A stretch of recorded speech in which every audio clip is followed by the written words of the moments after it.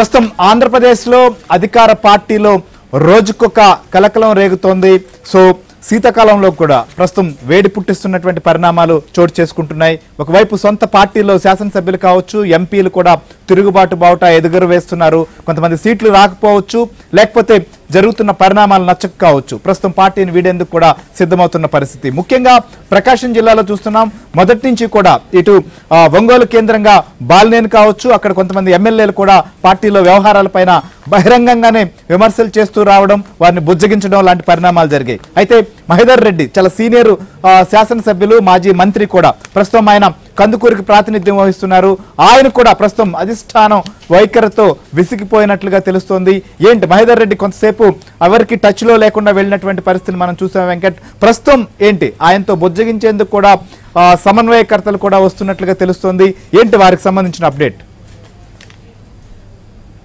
శ్రీహరి, ప్రకాశం జిల్లా ఉమ్మడి ప్రకాశం జిల్లాలో వైసీపీ సీనియర్ నాయకులకు సీఎం జగన్ వాళ్ళ విశ్వసనీయతని పరీక్షిస్తున్నారని చెప్పని చెప్పవచ్చు. ఇటీవల వరకు కూడా Ongole sitting YCP MP Magunta Srinivasulu రెడ్డికి ఇదే పరిస్థితి ఎదురైంది. ఏదైతే టీడీపీ జాతీయ అధ్యక్షులు చంద్రబాబుతో పాటు లోకేష్, పవన్ కళ్యాణ్ని తిట్టాలంటూ కూడా ఇటు శ్రీనివాసులు రెడ్డికి చెప్పిన పరిస్థితి. కానీ ఆయన ఇటువంటి రాజకీయాలకు మేమంతా దూరంగా ఉంటామని చెప్పని ఆయన తేల్చి చెప్పారు. దీంతో ఆయన సీటుని కన్ఫర్మ్ చేయకుండా ఆయన్ని ప్రస్తుతం పక్కన పెట్టిన పరిస్థితి ఇటు ఒంగోలులో కనబడుతుంది. తాజాగా ఇటు కందుకూరు ఎమ్మెల్యే మహేదర్ రెడ్డికి కూడా ఇదే పరిస్థితి ఏర్పడింది. ఇటు ఏదైతే నెల్లూరు రాజ్యసభ సభ్యులు వేమిరెడ్డి ప్రభాకర్ రెడ్డి ఉన్నారో ఆయన ద్వారా సీఎం జగన్ ఇటు ఏదైతే ప్రతిపక్ష పార్టీ నేతలను తిట్టాలంటూ కూడా మహేదర్ రెడ్డికి సందేశం పంపించారు. కానీ ఉమ్మడి ప్రకాశం జిల్లా రాజకీయాల్లో సీనియర్ నాయకుడిగా ఉన్నారు మహేదర్ రెడ్డి.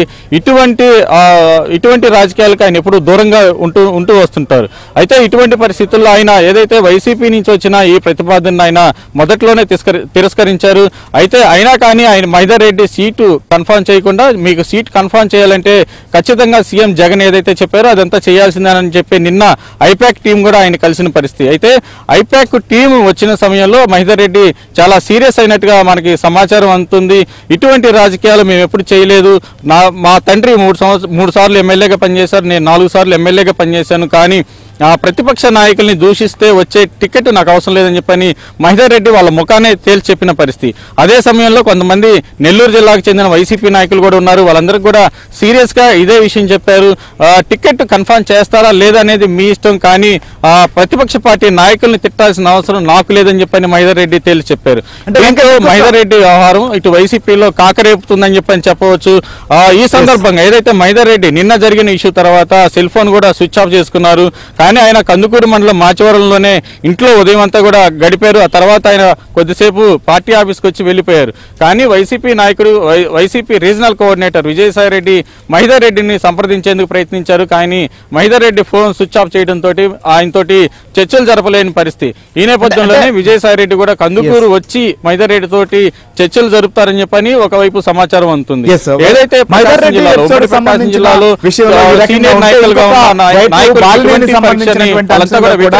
బాలినేని విషయంలో మనం మహేదర్ రెడ్డి విషయానికి చూసాం. అయితే బాలినేని సంబంధించినటువంటి అంశంలో ఆయనకు ఒక స్పష్టత, ఇక ఒంగోలులో పోటీ చేయాలా లేకపోతే మరో చోట పోటీ చేయాలనే దానిపైన పార్టీలో అంతర్గతంగా చర్చ జరిగి ఉండొచ్చేమో, కానీ వారికి కావచ్చు అనుచరులు క్లారిటీ లేదు. ఇంకొక వైపు సిద్ధా కుటుంబీకులు ఒంగోలులో పోటీ చేయాలనేటువంటి ఒక ప్రతిపాదన తెరపైకి రావడం, లేదా వారు హుటాహుట్న హైదరాబాద్కు వచ్చినట్లుగా తెలుస్తోంది. ఏంటి బాలినేనితో సిద్ధా కుటుంబీకుల సంబంధించిన భేటీకి సంబంధించిన అప్డేట్ ఏంటి? ప్రధానంగా చూస్తే ప్రకాశం జిల్లాలో సీనియర్ నేత బాలినేని శ్రీనివాసులు రెడ్డి వైసీపీ ఆవిర్భావం నుంచి కూడా ఆయన ప్రకాశం జిల్లాలో వైసీపీ రాజకీయాలన్నింటినీ కూడా చక్కబెడుతున్నారు. కానీ గతంలో ఏదైతే జరిగిన ఎన్నికలు ఉన్నాయో వాటన్నింటిలో కూడా ఉమ్మడి ప్రకాశం జిల్లాలో అభ్యర్థులందరూ కూడా ఎవరైతే బాలినేని చెప్తారో వాళ్ళకే టికెట్లు ఇచ్చిన పరిస్థితి.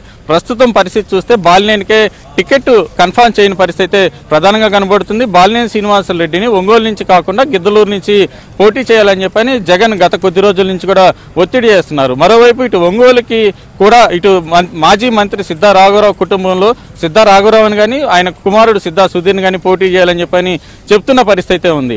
అయితే సీనియర్ నాయకుడు ప్రకాశం జిల్లాలో ఉన్న వైసీపీలో సీనియర్ నాయకుడు బాలినేని శ్రీనివాసరెడ్డిని కాదని ఒంగోలు నుంచి పోటీ చేస్తే ఎలా ఉంటుంది అన్న పరిణామాల మీద సిద్ధా కుటుంబం గత 4-5 రోజుల నుంచి కూడా తర్జన పడుతున్న పరిస్థితి ప్రధానంగా కనపడుతుంది. ఈ నేపథ్యంలోనే సిద్ధా సుధీర్ అతను సిద్ధా రాఘవరావు ఇద్దరు కూడా రాత్రి హైదరాబాద్ బయలుదేరి వెళ్ళిపోయారు. ఈ రోజు హైదరాబాద్ లో బాలినేని నివాసంలో భేటీ అయినట్టుగా మనకు తెలుస్తా ఉంది.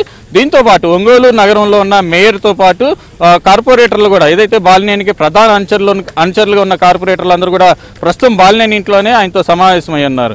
బాలినేని శ్రీనివాసరెడ్డి సెల్ ఫోన్ కూడా గత కొన్ని రోజుల నుంచి కూడా స్విచ్ ఆఫ్ చేస్తున్నారు. ఆయన ఎవరికి కూడా పార్టీ నాయకులకి అందుబాటు కావట్లేదు. ఆయనకి ఏదైనా అవసరమైనప్పుడు ఆయన ఫోన్ని ఆన్ చేసి మాట్లాడుతున్నారే తప్ప ఎవరైనా సంప్రదించాలంటే మాత్రం ఆయన ఫోను అందుబాటు కాని పరిస్థితుంది. ఉదయం కూడా మనం బాలినేనితో సంప్రదించేందుకు ప్రయత్నించినా కానీ ఆయన ఫోన్ స్విచ్ ఆఫ్ లోనే ఉంది.